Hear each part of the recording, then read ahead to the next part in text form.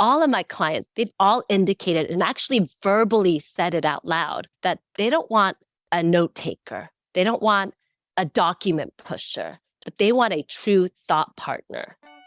Welcome to the Smart Talk series, the show for professionals who want strategies, tips, and real talk about all things PR, marketing, and social media.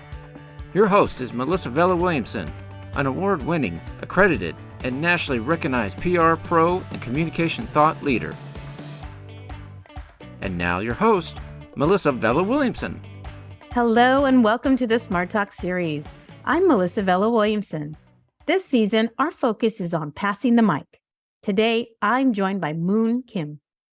A seasoned communications leader, Moon Kim is an executive vice president and corporate practice leader at M Booth, a mid-sized marketing communications agency headquartered in New York.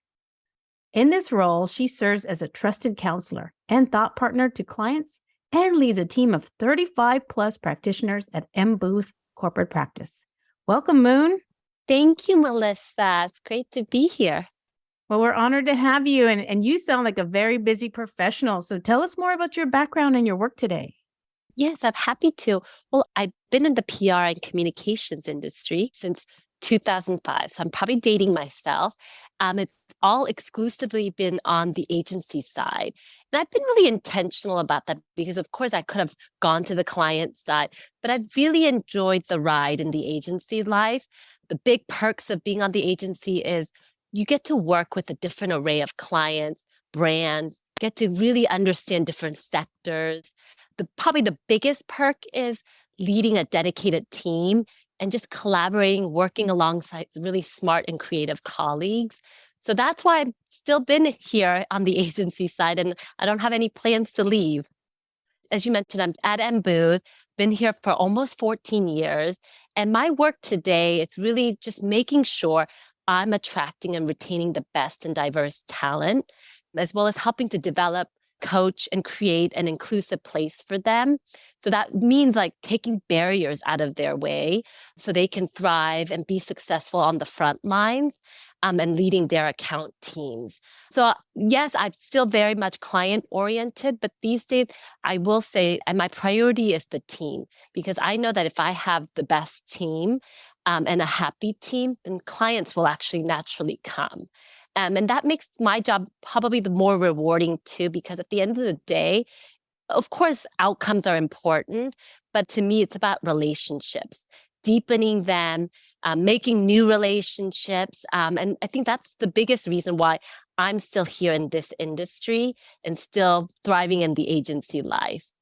Yeah, I think that's really, really important that you point out relationships, Moon, and that'll be the focus of our conversation, because in the book, I felt like it was a probably talk. And like, if you search the word relationships, I could do that. And that'd be fun to say, oh, I mentioned it 500 plus times.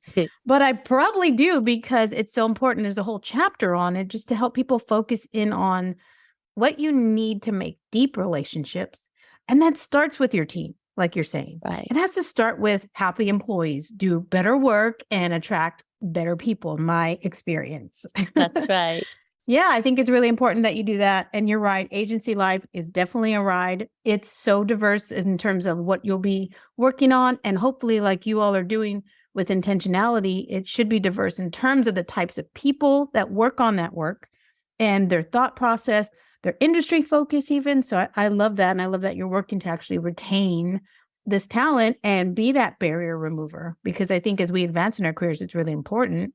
Right. And these days, I feel like I'm much more into HR than PR because I'm really focused on the people and the teams and really being their life coach. I think that's where a lot of my energy goes in this hybrid world too. Being a leader, it's a lot more work, but I think because there's also greater rewards too. There isn't a playbook, we're kind of like writing it as we're doing it. So that makes you feel more empowered and obviously feel like a change agent, but also there are times when it can feel lonely and it can feel heavy. So I try to balance that out with not taking work so seriously. And I think the motto that I have is take it one day at a time, because of course you want to solve everything, but sometimes some problems actually solve itself. And then obviously just telling yourself, reminding yourself, one day at a time. You don't have to do everything all today. I think that helps minimize, at least for me, burnout. I think that's really important you bring that up, especially in the PR industry. I've heard different phrases throughout my career, like, this isn't rocket science, or no one's going to die for lack of PR. And, there's different times, especially like the pandemic. We write some very critical things. Our messaging can influence lives. And so sometimes it does feel like that. So I think it's important you pointed out that, we're just people too, and it's one step at a time. So you're featured in the book as a pass the mic voice, and your chapter is number 5, which is titled The Relationships You Need to Be Successful. And in your Q&A, you remark on networking as important throughout our careers. So how does networking lead us to the relationships we need to build as PR pros? Sure. I think networking, I know that word can sound daunting, but if you really unpack that word, right? It's about making meaningful connections, making work friends, making industry peers, and discovering how you can help. If you go into a relationship, how am I going to get something out of that? Is it a job? Is it a lead? Is it an opportunity? But if you treat it as, how can I learn and how can I help? How can I be of service? That can make it more approachable for you and also more rewarding. So for me, when I think about networking, I think about just learning about another person's world and how I could potentially help. And it may not be right away, but how could I perhaps make an introduction that could be helpful? So I treated it that way, of service. And in return, that can be rewarding. And also, it doesn't feel like work to make a meaningful connection. I think that's very true. And it can be much more natural, like you're saying, than networking sounds as a term. It's friend making, right? It's making the allies, it's making connections. I love all your points on that. Exactly. And I know as a professional, you're passionate about being a client counselor and a thought partner. So what's your point of view on that? Well, these days, I think this was always the case. Clients always wanted this, but I think especially in the last 3 or 4 years, all of my clients, they've all indicated and actually verbally said it out loud that they don't want a note taker. They don't want a document pusher, but they want a true thought partner. So what does that thought partner mean? To me, that means being a reliable and trusted counselor. That means having a point of view, having an opinion, and conveying that clearly. And also having the trust and courage to push your clients to new spaces and places and pushing their boundaries within reason, of course, and comfort zone. It's about seeing around corners and really bringing the outside in. Because if you think about the shoes of your client, they're always really busy managing their stakeholders, and they're really focusing and doubling down on their line of business, their line of sight, that they don't have the space or the time to go elsewhere, to explore elsewhere. That's where an agency thought partner comes in. It's our job to bring the outside in and also make it relevant to their world and possibly offer connections, again, like relationships that can be meaningful to their work and job. So I can sort of give you a tangible example. Of course, everyone's talking about ChatGPT now, right?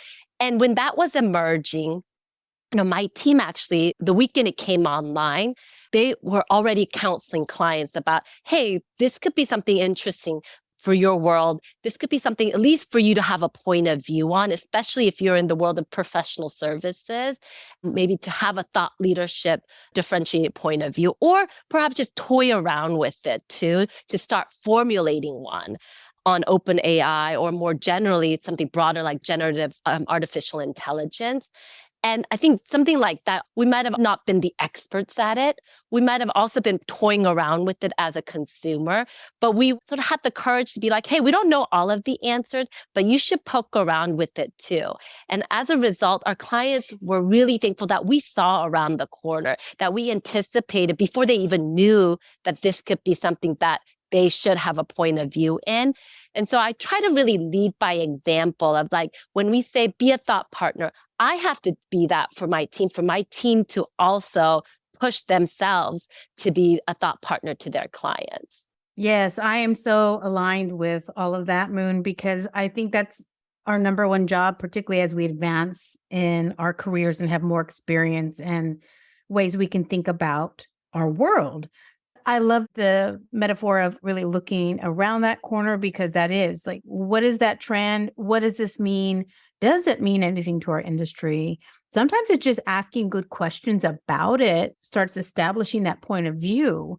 And I know that I've been seeing a lot of chatter about it myself. In fact, our podcast producer, Jennifer, had said, have you seen this? Let's play with this. And it was a little alarming when we put in, like, right in Melissa's voice, some social media posts, and how it did kind of nail and grab from my content. But there's other ramifications that I was thinking about right away as a PR pro.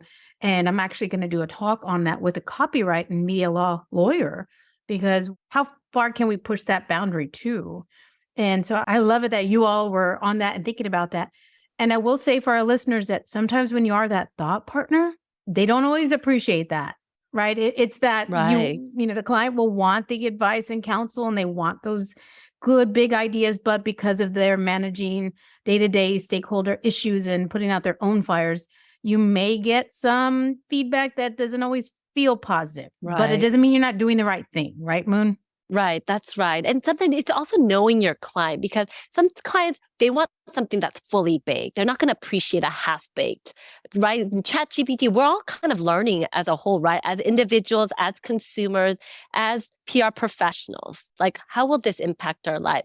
And so just taking that as an example, there are some clients I know that I can't serve that up unless I have something distinct that I want to say, or that what they should actually do with that. So it's also knowing your audience and how to serve that up so that it's palatable. Because if you're just doing it just to check the box of, like, oh, this is a trend and I'm just going to put it out there, that thought bubble out there, that could also be even annoying for some clients who want something a little more polished that they can then take to their stakeholders. So yes, bottom line is really understand your clients and how they want the information served up to them.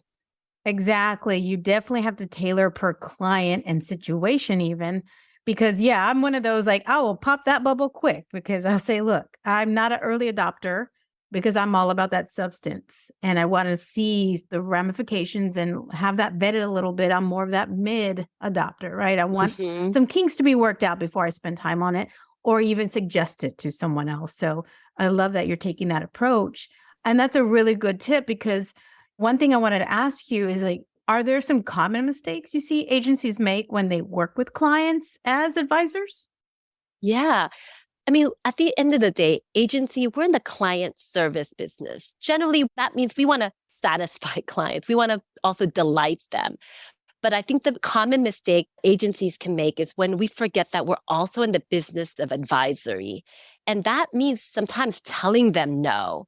That also means telling them, yes, but have you thought of it this way? Giving a pivot versus just saying yes to them, being an order taker in an effort to please your clients. Because at the end of the day, they might initially like that you're agreeing with them, but also they're not paying you just to execute, just to take orders. They're also paying you for your advice, your counsel.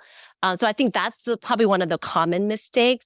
I've also seen when agencies do things that they've always been done, right? Like, it might have worked in the past, but we also know that the environment changes so quickly. So what worked in the past may not work today or in the future. So I always say, like, don't rest on your laurels. Don't rest on your past successes.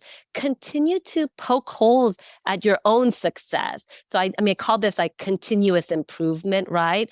So even with clients, just because you've had longstanding relationship and you know that this works because it worked 10 years ago, it worked, 5 years ago. Well, it's probably a good thing to re-examine, does it work today? So having that sort of critical eye really can help stand apart and also help you avoid some of the common pitfalls that agencies make when working and trying to satisfy clients. I think a lot of what you said there is really important, because things change constantly. The evolution of our industry has changed so much. And I saw someone remark on this the other day, like, they felt like there's been more changes in the last 5 years than the prior, like, 20 when they worked in the industry.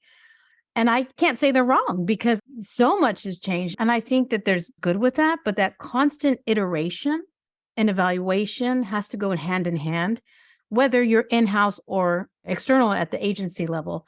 I think that's super important, Moon, like you said, and really know your role as an advisor isn't that yes person. That is not what we're to do. That doesn't always make us a fan favorite, particularly if you're an employee. I've been there, but you're singing my song in terms of what makes a good counselor and advisor. So I love that. So let's talk about what the best kind of agency and client relationships look like. What does that ideal relationship look like when you have it?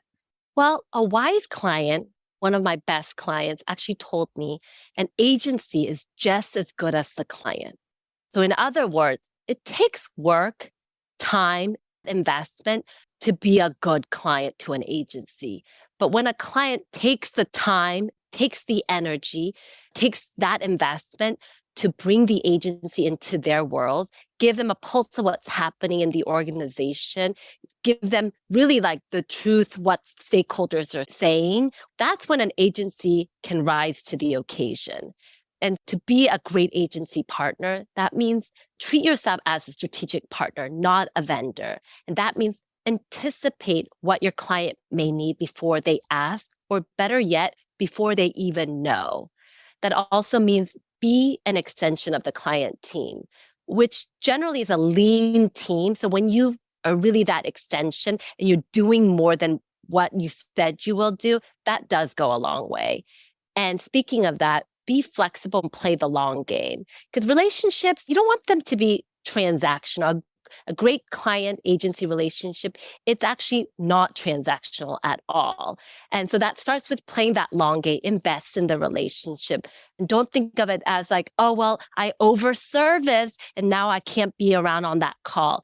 Actually, double down. And sometimes when your client needs you, be more than available, and also give more time, because then it will pay in the long run.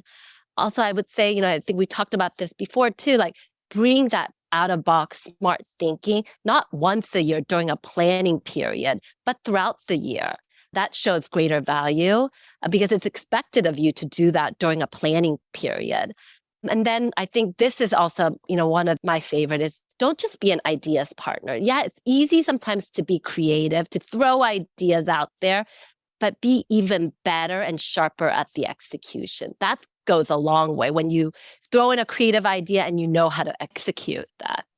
Yeah, I think that's so important. In this work, you have to have those big ideas, but you have to be able to execute that plan. Otherwise, it's worth nothing. All the investment of ideas put in that beautiful document has no value if it's not brought to life. Exactly. Yeah, you have to be good at both sides. And totally. And I definitely see that too, where you have people who are just throwing out ideas and they feel like that's all the work. So that can be overwhelming. And a lot of times with these leaner in-house teams, it's not super helpful. So I think assessing with the client, or if you're the client, I know your client is very wise, because absolutely, a great partnership means you're collaborating, and both team members and team types are working together almost in tandem. Totally. And I have a client, you made me laugh. I had a client that said, and we'll tell everybody, we love Melissa and we love her team, but we thought when we hired them, that meant that like, oh, you're going to take all this PR work off our plate. We don't have to worry about that. And if anything, they just give us a lot more in-house work to do. And what they meant by that was these ideas take in-house support too. Operationally, there may be changes that need to be made. And that's where you have those real talk conversations of saying, I know you want more brand awareness, but when people are aware of you and they sign up online, they never hear back. Right. So sometimes it's actually having those honest conversations, but saying, okay, we have this great strategy and the tactics need to happen this way, but that's going to take your accounting team doing this and your marketer to do this. And so it has to be, we're working together. And like you said, the client has to understand if this is going to work well and really be worth your time and your funds, then that means that you're going to have to put some effort into it. That's true. And sometimes clients going, well, I hired an agency. I thought they're going to make my life easier. Why is it making it harder?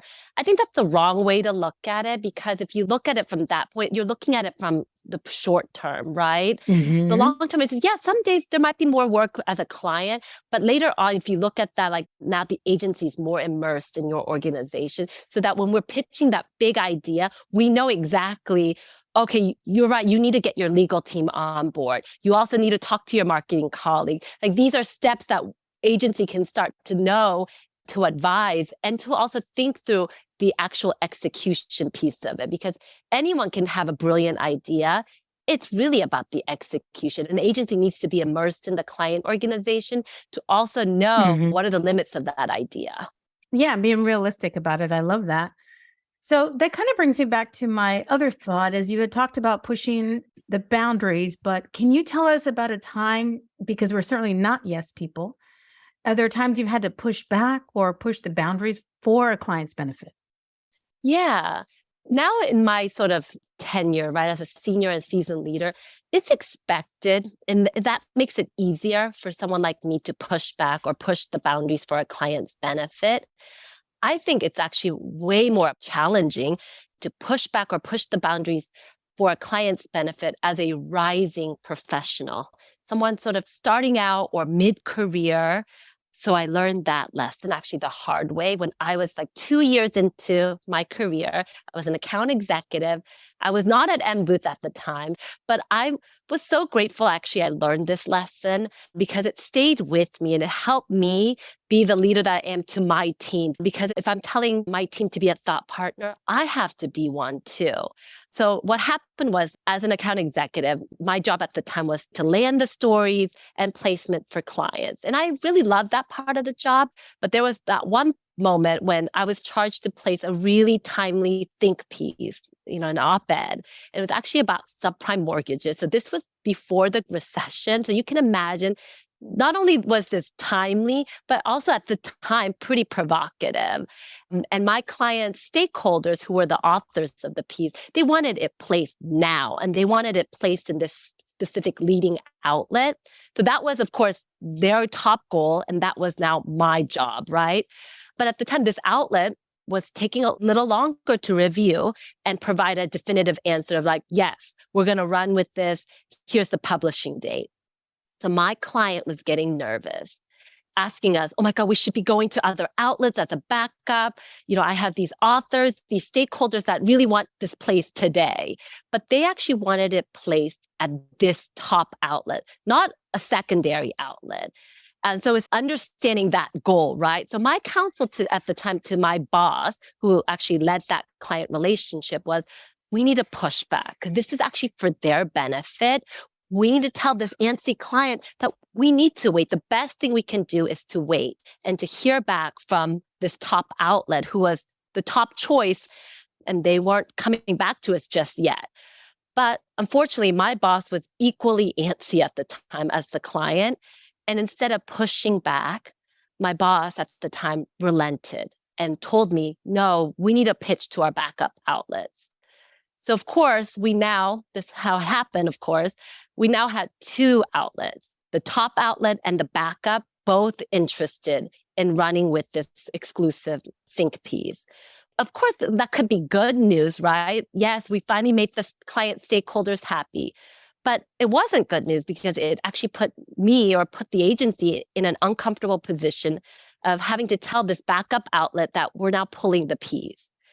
So not surprisingly, given the timely and provocative nature of this op-ed, the backup outlet editor, she was very upset. She actually yelled at me and told me effectively, don't ever pitch me again. And I'm taking a note of the client's brand. So just as I feared, and this was the counsel that I gave to my boss that never made it to the client, that we were risking a meaningful relationship, right? Because in our business, it's all about the relationship, not just for the agency, but also for the client. Oh. So to make this long story short, I'll come to the end, Ugh. really, which was my boss actually ended up writing an apology letter to the editor who was very upset. And get this, she blamed it on an eager account executive for having not followed the right protocol. I knew it. Oh. Right? So we could have salvaged the media relation. We could have actually even avoided this situation had it that we were courageous enough to actually give the counsel that was not just right for us, but right for the client. So this lesson taught me two important lessons here, that I will never put myself or my team in that position of not pushing back to the client, because we our counselors day one, right? And this actually happened to be advice that would have benefited them. And then secondly, more importantly, I will never throw a member of my team under the bus for a mistake that should have been avoided in the first place if we had actually counseled them. Of course, I didn't stay long at that agency after that incident because it really told me that this is not a place where you have each other's backs or even the client's backs, that we were order takers here. And it can get you in these sticky situations of, risking a talent or media outlet, or sometimes even the client. That's a great story. It's really important to make sure that you do share that with newer pros because it absolutely happens. And I've had something similar kind of happen to me. And I knew pretty quickly, every time this leader's caught for overemphasizing something, to say that in a nice PR way, she's going to use, or he's going to use, or they're going to use. I'm going to make sure I don't burn any bridges here too, Moon. They're going to use one of us to cover that track. And I didn't want to be aligned with it. And I think it's really important. And that's why I'm really strategic. And it sounds like you absolutely are, about really coaching newer pros and younger pros about, look, you've got to manage your personal brand. Even if you're an in-house employee at an agency, the coolest agency ever, Right. or a big corporation, you sometimes can, make that change and try to push back internally and say, I think we should go this way. And it should not matter how young you are in your career or anything else, or where you are on this ladder, right? Right. But there are times where that's not appreciated and looked over. And in fact, you'll get some blowback for that. And that's when sometimes you've got to make a change for your own good and the longevity of your career. Right. And I'm glad I found out early that they weren't going to have my back, because why am I putting out all this energy for, right? If they're not going to have my back at the end of the day. And so when my team has the courage to actually push back to me, I actually noticed that even more. I'm like, because I know that wasn't easy to do that. It probably was easier to be like, oh, yes, Moon, that's a great idea, and follow through what I just said. Sometimes I'm also not perfect, right? I totally recognize that. And when someone under me, or even few levels under me, has the courage to tell me something, I really listen. And I actually respect that person more because I know how much courage that took and practice that took to do that. And for us to demand that of our team, to push back on clients, they also have to learn how to push back on us. And we got to listen to that too. Yeah, that's really, really important, because as you were talking about, it's so important for these healthy client and agency or even internal collaborative teams to work together well. There's got to be that trust, and you can't have that trust if you're not having an openness to getting some kind of feedback that may not feel good in the short term, but long term is going to benefit you. So I think that's really important. And building trust is one thing, but then maintaining trust is so important to have that leverage to really guide your clients or even your team. So how do you lead your team to build that kind of trust? Yeah, I mean, we all know, right? Trust is earned and it can be destroyed so quickly. But earning it takes a lot of effort. But you do it by just simply doing the things that you said you will do. You earn trust not by words, by action. If you said you're going to do it, right? It seems like these are like the seemingly small stuff, like the daily stuff, like keeping to a timeline or actually responding or closing the loop with someone in a timely fashion. That kind of stuff actually matters a lot. And it might seem like really it's the small stuff, but really is the small stuff that it becomes the big stuff, because it tells people, it signals to people and your clients and your team that if you are not doing any of the small things, the simple things, then how can you do the bigger things? How can they count on you to follow through on the bigger moments? So it's really remembering that trust is earned by just the daily, day-to-day actions. And you can destroy it very quickly by not following through on that. I think that's absolutely true. It's all about getting all the small things right so that you do seem trustworthy. I find that absolutely super important. And I think sometimes people who work with me are like, why does she care so much about this or that? Or that's not a big deal. And okay, we put that word in and we had told the client we wouldn't, but what does that matter? You caught it anyway. Whatever the example is, Moon, Right. I'm like, I won't always have time to look at every document. Right. So you've got to think with that kind of meticulous nature that it's the small things that when they can trust you, that you remember the minutia, that they know when you have that big idea or the big campaign that they're not sure about, but they're taking your advice as a thought leader, that no, they'll pull it off because they are so attentive to detail. They're going to remember everything. They say they're going to email me back at this date and time. They absolutely will. It matters for our clients and it matters for the journalists a lot too. Absolutely does. And so I think that's really valuable that you train your team and kind of share that perspective. So I've enjoyed talking with you and I know you have a lot to get back to. So I just want to thank you. And then I want to ask you one of the questions that I find very intriguing to ask all my guests. What does smart talk mean to you? Ooh, that's a great question. To me, smart talk really actually is about active listening. It's easy, so easy to talk, right? It's so easy to even to talk over someone, but it's actually harder to really listen and understand what the other person, whether that's a client or team member, colleague, your partner in life is trying to convey. And to hear that person out first before you say anything else. Because sometimes smart talk can just be listening and not saying anything, right? Because a lot of times I've learned that like people want advice, but most times they just want to be heard. That's so true. I've definitely stepped into some mind holes where I was so excited to give advice and, oh, you asked me a question. Let me tell you everything you need to do now. And I realized, no, they needed less consulting and more coaching. Right. And for me to just ask open questions so that they were able to walk through their own answers. And so I love that you point out active listening as really being what's the smartest approach to having good conversation. So Moon, I've really enjoyed my time speaking with you, and I'm sure that there's some other wise clients I might want to connect. So what's the best way for our listeners to connect with you? Well, email me at moonk@mbooth.com, or you can always find me on LinkedIn and connect with me there. Great. Well, thank you so much, Moon, for sharing your knowledge with us today. Of course. Thank you so much, Melissa, for having me. Thanks to our listeners for joining me for today's episode. We love diving deep into communication topics to elevate our industry practice. If you'd like to go deeper, you can work with me as a trainer, consultant, or hire my firm for strategic communication planning or PR strategy services. And in case you missed it, Smart Talk, Public Relations Essentials All Pros Should Know is out. You can buy your copy to get my advice, tips, and tools about all things public relations. Available on Amazon or get your autographed copy at mvw360.com/book. If you've already got your copy, please leave us a review on Amazon. It would mean the world to us and helps more aspiring pros find the book.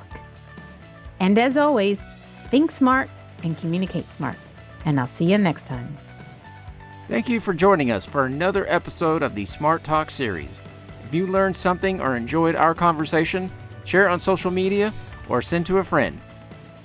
To learn more about this and other communication topics, visit mvw360.com. That's mvw360.com.